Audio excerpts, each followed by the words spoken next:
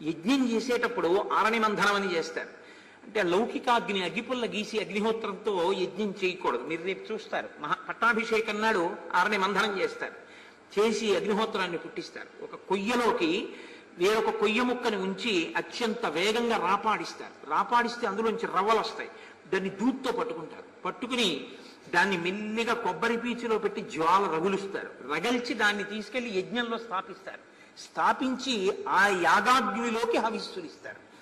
యజ్ఞంలో అగ్ని జ్వాల పైకి లేస్తుండగా అందులోకి ఆజ్యధార ఎక్కువ పోశారనుకోండి, ఒక్కసారి జ్వాల లేస్తారు. అసలు ఆ యజ్ఞం చేయడం, ఆ హోమం చేయడం ఒక అందమైన ప్రక్రియ. ఎలా పడితే అలా చేయకూడదు.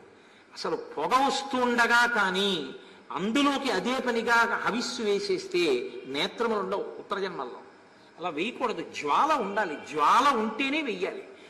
ఆ జ్వాల ఉన్నప్పుడు హోమం చేసేటప్పుడు మంత్రం చెప్పేవాళ్ళు చెరువు అంటారు. చెరువు అంటే హవిస్సు. హవిస్సు ఇచ్చేటటువంటి వాళ్ళు ఆజ్యం అంటే నెయ్యి ఇచ్చేవాళ్ళు. ఈ ముగ్గురిది ఏకీకృతం అవ్వాలి, ఒక్కటిగా నిలబడాలి.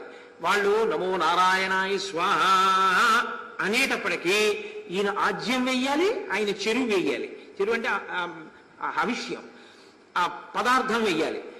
ఏకకాలంలో స్వాహాకారము ఇది కూడా పడిపోవాలి. మీరు చాలా చోట్ల మనం చూస్తూ ఉంటాం, ఆయన స్వాహ అని చెప్పేస్తుంటాడు.